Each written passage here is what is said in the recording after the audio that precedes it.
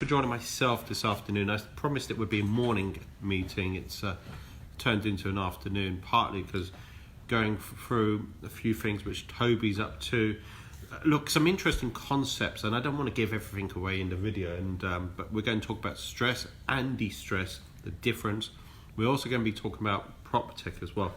So, thanks, Steve, for joining myself. Look, Toby, Toby Wilde of. Hi, Brendan.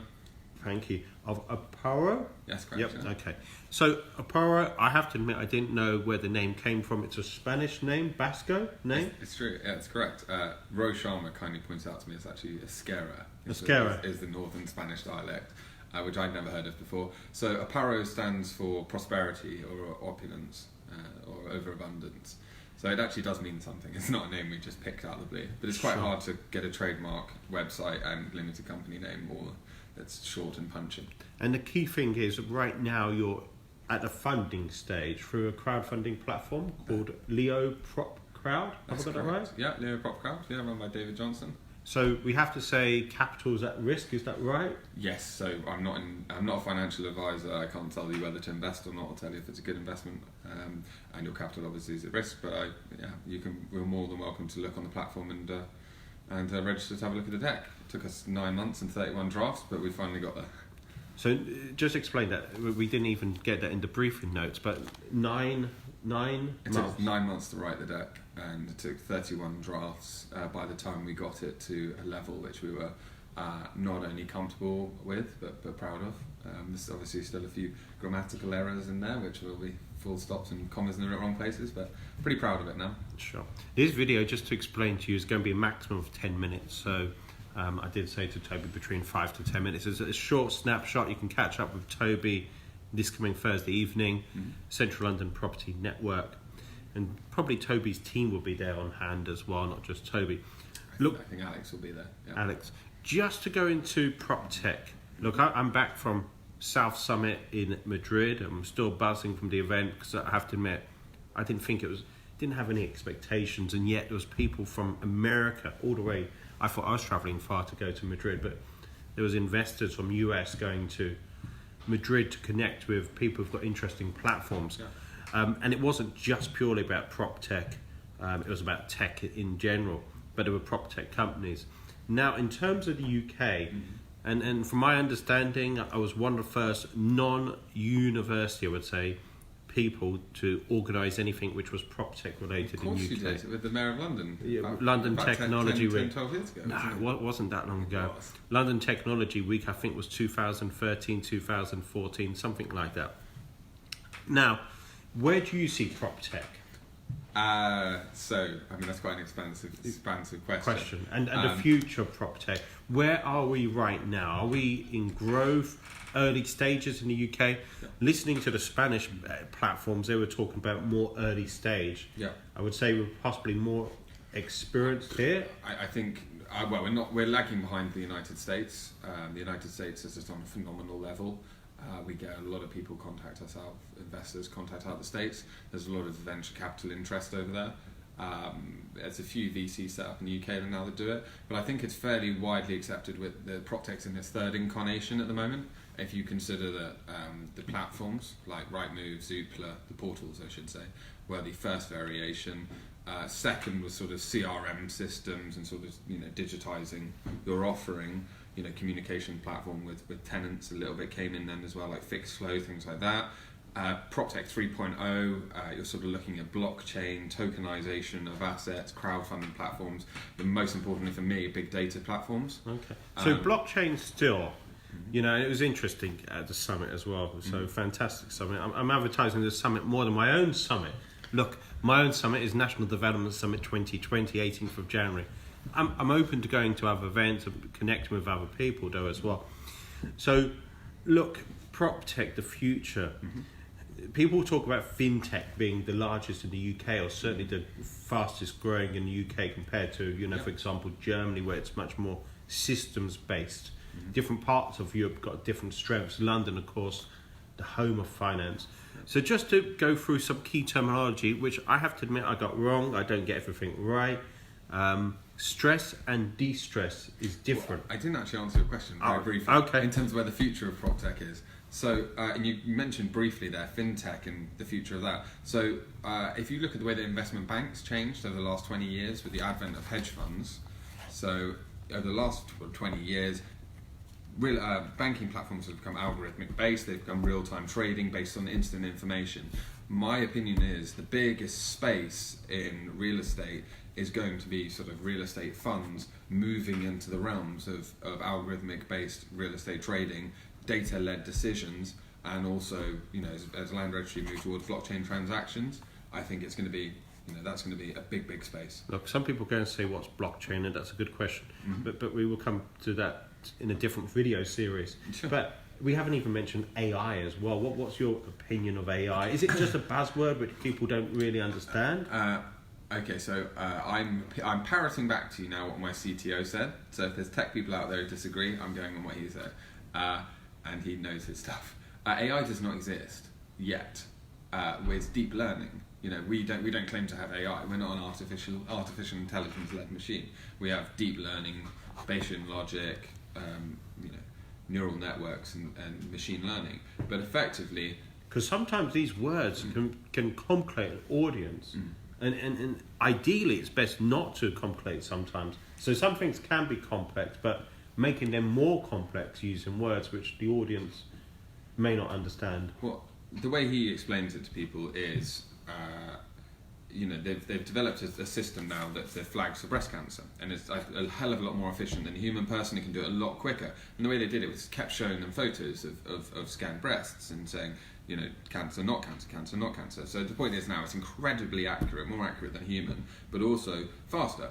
If you put a banana in front of it and say, what is this? It's gonna say no breast cancer, because it doesn't know the difference, right? So that's how, we haven't got in computers that are now thinking for themselves. But with deep learning, machine learning, you are becoming a lot more able to train the computers to actually start looking for the information that you want. So yeah, AI in its true sense, I'm informed, doesn't exist yet. So look, we've introduced blockchain concept, AI, fintech as well. Some people will say what fintech is. But just to introduce some key terminology, which is fairly simple. I say it's fairly simple, but according to Toby, I got it wrong straight away. De-stress and stress. So in terms of property deals, where's the difference? Because this is quite important, integral to your platform. Yeah, I mean, I don't think it's just property. I think it's business in general. I have a relation who sits on the turnaround management board and TMA, Turnaround Management Europe, and she kindly informed me when I was running around saying, I've got this list for distressed assets 2 years ago when we first started doing this. She was like, no, you don't. If they're not in administration or receivership, they're stressed assets. She goes, the value isn't stressed, it's not in distress. So for us as a company, what we quantify stressed assets is assets that appear on our platform or our algorithms, which isn't available to purchase, by the way. We only use it for intelligence-made investment decisions for our own basis. So assets are on there that prior to the appointment of administration or receivership, we are effectively they're stressed. But once they tip over into that point, they become distressed. And for us, the value is dealing with stress. So just hold on. Once they tip over to that point. Yeah. So the point is receivership or administration. Yeah. Everything up until that point is sort of stress. So for us, I mean, that's a very simplistic view of it. But for us, the value is in stressed assets, because at that point, we still have the opportunity to buy the asset from the owner. And when we're talking about assets, we're talking both commercial and residential. So your platform's not just purely residential. Everything from hotels to houses to flats to commercial units to industrial yards. I did disused public toilet on there once. It was a nightclub.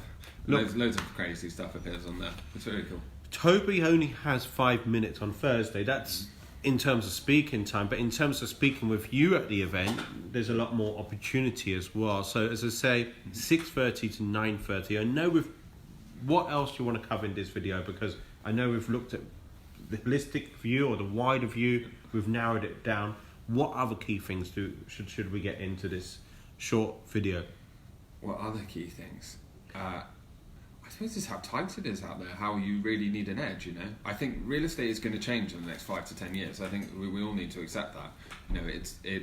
Effectively, you need an edge. When you say real estate's going to change, I hope hopefully it won't be too much longer. Otherwise, we have to get into a different video. But Yeah. when you say it's going to be different, did you say you said? Well, different? at the moment, it's been limited by the confines of human ability. The reason why we launched Sprift and we came up with the idea of Sprift is because I was appraising so many deals, and for every 200 properties you look at, you might buy one to find the right deal, because there's so many people with unrealistic expectations, etc. So my point is, real estate is being limited by the confines of human ability. And then to be a big scale developer or a big scale fund, you need a hell of a lot of employees, right? To keep the lights on and to keep it running and keep it running smoothly and not forgetting about projects, let alone not delivering them on time. So my point is, with algorithms and technology now, all the funds are going to start looking at smaller deals as well. Because if they can deploy their money into a £1 to £10 million deal or even a £500,000 deal and make 30%, they won't have the confines of human ability anymore, because they won't necessarily need so many people to appraise that deal, to research it, or to do it. So I think that's what technology is going to do. That is interesting how you say, because people look up rather than down, but you say the larger organisations, large institutions would be looking at things which are below a million. Not all of them. There will be some. There's a couple. So us, for instance, this is exactly what our strategy is. We're looking to grow ourselves into a fund going forward and grow our assets under management.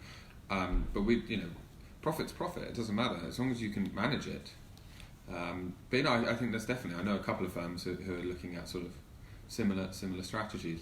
No, I was slightly distracted by Ryan watching us. I was looking at who's watching us and so forth. I promised Toby, because Hi, Ryan. You've got a board meeting at 1 o'clock or 1:30 or something. So look, for the purpose of this video, it's a short synopsis. If there's key questions, you can connect with Toby. Toby's on LinkedIn. Or you can go to our company website, aparo.co.uk, which is spelled OPARO. And details of the actual raise are on Leo Prop Crowd. I'm not sure what their website is. It's leopropcrowd.com. You can get that from our website. Anyway. As we say, capital is at risk. Any final thoughts, Toby? No, just look forward to seeing you on Thursday. And thank you for coming, Brendan. I always love spending time with you. So look, I'm hugely passionate about PropTech. Do I understand everything about PropTech? No. Does that matter? I personally don't think it matters. But it's about being willing to learn from people like Toby, and other people like, I mentioned yourself, but there's lots of course, my sponsor Connection as well, who I get to see this afternoon. That's a good company. I like the UI and UX, very cool. I haven't promised James a video. Probably won't do a video this Thursday, but in November, James will be talking about scaling using software. So James Pickoff Connection. So that's it. Huge thanks for joining myself. Thank you, Toby, and thank you as well. Look forward to Thursday. Thank you.